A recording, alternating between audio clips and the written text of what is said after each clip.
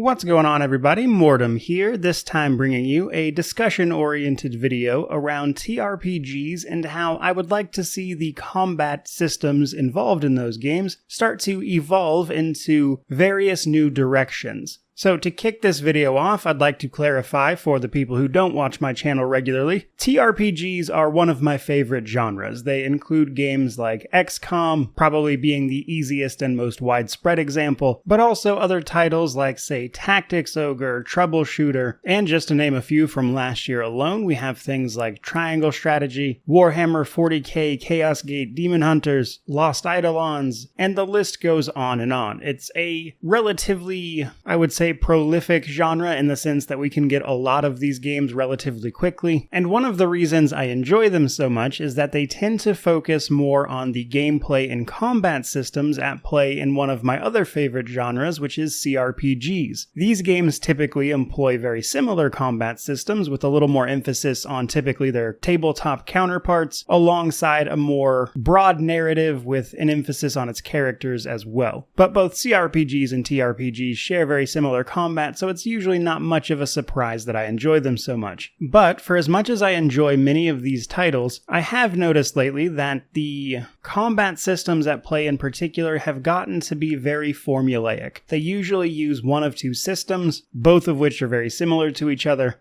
to a point where if you've played one, chances are you'd be familiar with many others, let alone the amount I've played and reviewed on this channel. And I've noticed more and more that I'm talking about TRPG combat in much the same way that I think about open world games these days. That is to say, in the terms of very formulaic approaches. If I were to simply mention an Ubisoft open world to you, you would almost instantly know what I was talking about. And that exact feeling is how I'm beginning to feel about TRPG combat systems, in that they often don't have much in the way of unique things to offer, which has naturally got me thinking about why that is and where we might see it go from here. But in order to talk about those things, we first have to have a base understanding of the combat systems at play to begin with, and for the most part that involves, like I said, one of two systems, both of which are generally turn-based. Real-time with pause TRPGs are incredibly rare. There's a few of them, but they're few and far between. And we'll circle back to that in a bit. But the main thing here is that these games typically utilize either a move and action system or a 2 action point system. A move and action point system is exactly what you think. Your character can move a set amount, usually based on some arbitrary amount of movement granted to them, and then they can take one of several actions. The 2-point action point system is a very similar concept with a small tweak that was popularized by the XCOM series. Most games with this system are referred to as XCOM-likes, but the gist of it is that instead of specifically having to move or take an action, or both, you have 2 action points that you can either use to do 2 rounds of movement, or move and then take another action, or potentially even do something that only takes 1 action point. The catch here is that attacking will typically end your turn regardless of whether or not you've moved, etc. Now, both of these systems ultimately come down to maximizing what you are able to do in a given turn, which will usually come down to things like using items before you make your action, making sure you move your character before you attack, pretty obvious stuff for the most part, I would say. Now, at a higher level of gameplay, what this typically comes down to is absolutely maximizing the amount of action points you get, using things like various skills that will allow you to take an action and then potentially take another action as a follow-up. And while that might vary game to game, that principle does carry over. For instance, in Chaos Gate Demon Hunters, AP stacking is a big part of how you approach the late game, whereas in the much more recent Miasma Chronicles, just a few days old, simply sees action points refunded upon critical hits. And due to that very common thread, we see the rise of what feels like a very formulaic approach. Now, why is that? Frankly, I think the reason that is the case here is likely the reason it is the case for Ubisoft open worlds. Simply put, if it's not broke, don't fix it, as they say. Which in other terms simply means that the system works. People enjoy those systems, which means it's a safe bet. But the problem with safe bets is that safe bets do not drive innovation. They do not change anything. And while pretty much every game I've mentioned on this list and shown off I've enjoyed to some degree, I do think that starts to get a little old when it's basically every system we've seen for the last 20 years. Which for me, I would say pretty much sums up why I would like to see them change or evolve into new and different directions. So what might some of those directions look like? Well, the game that actually got me thinking about this, because I was recently playing its admittedly very terrible DLC, is bizarrely enough Marvel's Midnight Suns. A game I was not expecting to like, but actually had combat that I found particularly engaging. Everything outside the combat, honestly not for me really. There's this whole friendship simulator aspect of it. There is the fact that I just don't really care that much for Marvel. I know, blasphemy in some circles, but it's just not my thing. So because of those reasons, and the card mechanics at play in the combat itself, I went into that not really expecting to like it, but what I found was the rather simple switch up on the combat itself in regards to how it handled those tactical battles was enough to make it interesting to me in a way that reminded me that, hey, new things are possible. Now, since its launch, Marvel's Midnight Suns, which I officially gave a buy on sale, by the way, went on to put out some truly terrible DLC, so in case you are wondering, my official stance on that DLC is don't. Now, the truly, I would say almost humorous thing about Marvel's Midnight Suns being the game to sort of get me into this line of thinking is that it is made by Firaxis, which for those unaware are the people responsible for the reboot of the XCOM series that is so exceptionally popular in this space.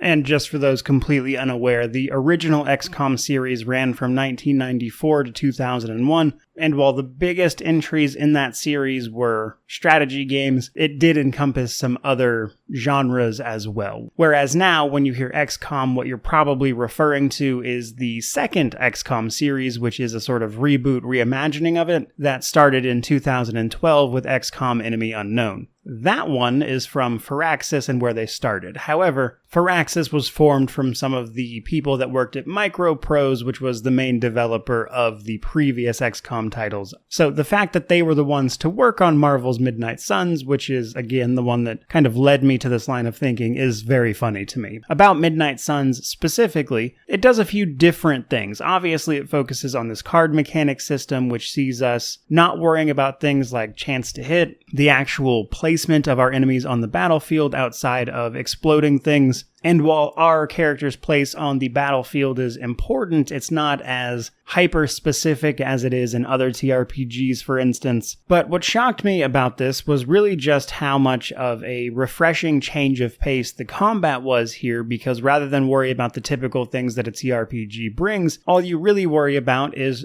taking your card mechanics and playing those in as advantageous a position as you can to do the typical thing where you simply maximize the amount of moves you have. But just that small change was enough to make it much more interesting than that game honestly probably had any right to be. And for those reasons, it managed to win me over. Now, the other avenue I think these games could eventually evolve to take is actually the real-time with pause route, as I mentioned earlier. Now, sometime last year, we saw the release of a game called the Diofield Chronicle. And while I won't sit here and pretend this game is amazing, though it has gotten some updates since I reviewed it last, the Diofield Chronicle is a real-time with pause TRPG, which, as I've mentioned, is fairly rare. And while I don't think the system at play in this game is perfect, what I do commend it for, and what I mentioned in my review of it, is that the ideas at play here were solid. They were onto something, and with some tweaks, I think they could make it work. Diofield's main problem, though, is that the base game is just simply too easy. There just wasn't a lot of tactics or strategy involved because the game just wasn't that hard. More often than not, just a pure hack and slash approach would probably do it. Because believe it or not, the combat footage of that game that I'm showing in the background of me just one-shotting everything is on hard mode, and I'm not really doing anything special. That said, they did put out a recent update that added more difficulty to the game well after release though, so I doubt many people are going to see that. But nonetheless, broadly speaking, this game used a sort of skill point system where our various abilities would cost points, while also in addition to them having a a cooldown. So while it was possible to sort of spam abilities, you did have to be a little bit careful with how you were using said abilities so as not to run out of your ability points at an inopportune time. But again, as I said, this system was not perfect, but it was onto something. So when it comes to examples of where I think TRPGs could take that space and sort of innovate a little bit, I think there are options. But my point is, just about anything would be more interesting than yet another game with the same systems I've seen repeated across dozens of games, which, to be fair, are still good games. The fact that they use these systems doesn't magically make them worse in some way. But the real problem is a lot of these otherwise great games are never going to get out of XCOM's shadow if they don't start trying something new, which is ultimately why I decided to make this video. I would just love to see a TRPG that does something that surprises me, like a couple of them have recently, because I think it's an area of my favorite genre that is in some desperate need of innovation. And if there's one thing, especially the indie space, which a lot of TRPGs occupy, is known for its innovation. That's just about all I've got for you guys today, but I did want to kind of put this at the end here that the point of this video is simply that I love TRPGs and CRPGs, and I want to continue to see them grow and innovate, and growth in particular, I think every once in a while requires us to acknowledge that something really isn't progressing, and while putting these types of systems in a game is a relatively safe choice because, again, they do work, they're popular for a reason, people do enjoy them, we also won't ever find anything else that's good if we just leave it where it is forever. So with that kind of thing in mind, I hope you guys enjoyed this video, hope it gave you some food for thought. I'd love to know what you think about this down in the comment section below, so by all means, like, comment, subscribe, all that YouTube jazz, but regardless of any of that, truly, just thank you so much for watching. I really do appreciate it. May you wander in wisdom and have an amazing day.